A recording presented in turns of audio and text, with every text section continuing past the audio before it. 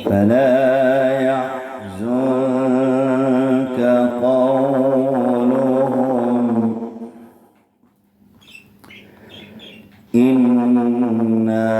نعلم ما يسرون وما يعلنون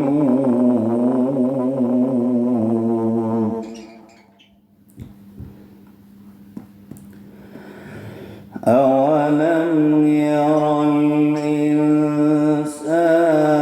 أنا خلقناه من نطفة